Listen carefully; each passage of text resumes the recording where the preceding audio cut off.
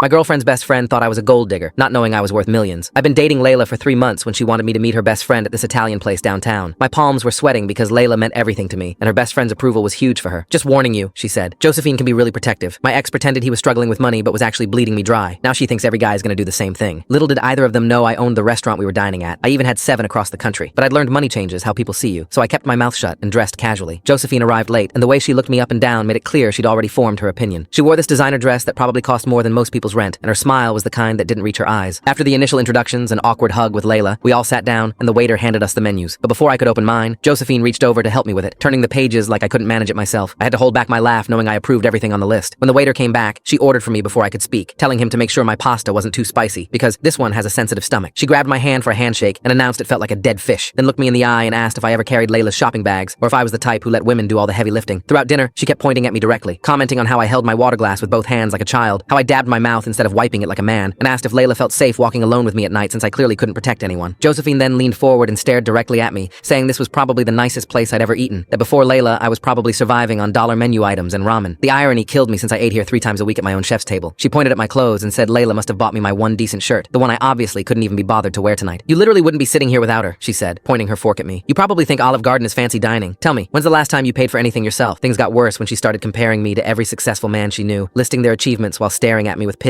She talked about her brother who'd just made partner at 30, her ex who owned 3 companies, and Layla's other options who were waiting in the wings. She showed Layla dating profiles of doctors and lawyers who'd messaged her, suggesting they do a girls' night soon to explore possibilities. When Layla tried to change the subject, Josephine grabbed her hand and said loudly enough for me to hear, "You're trauma bonding with someone beneath you because Brad hurt you. This isn't love, it's self-destruction." "Josephine, please," Layla said, but got ignored again as Josephine attacked my upbringing. She shook her head at me with fake pity, saying my mother had failed to teach me how to be a provider, probably coddled me into thinking other women would baby me forever. My stomach churned when she asked if I still lived with mommy, if that explained why I couldn't function as an adult. She said properly raised men would be embarrassed to let women pay, but here I sat planning which bill to make Layla cover next. I bit down hard on my tongue, tasting metal. Layla finally escaped to the bathroom, and Josephine moved even closer, calculating on her phone how much I'd cost Layla over a lifetime. She shoved the screen in my face, her voice dripping with disgust as she called me a leech who would drain Layla dry. Then the waiter approached, looking nervous, and whispered something in my ear about a problem in the kitchen. Without thinking, I responded, "Tell Aiden to use the backup vendor list in my office, and make sure he knows not to accept anything below our usual standard." As the waiter turned to leave, he asked, "Will you be visiting the new location tomorrow, sir?" I said I'd be there after lunch. Josephine's hands started trembling. "Your office? New location?" The pieces clicked together in her mind as she stared at me in horror. Layla returned to find Josephine's face bright red, her hands shaking as she knocked over her wine glass. "I'm so sorry. I didn't know. I thought," she stammered, unable to finish a sentence. She frantically tried to explain she was just protecting Layla. "I made such a fool of myself," she whispered, tears forming in her eyes. She begged me not to ban her from my restaurants. Actually begged. As we left, I finally spoke to her directly. "My mother did teach me well. She said real men don't need to announce their worth." She nodded, too mortified to speak.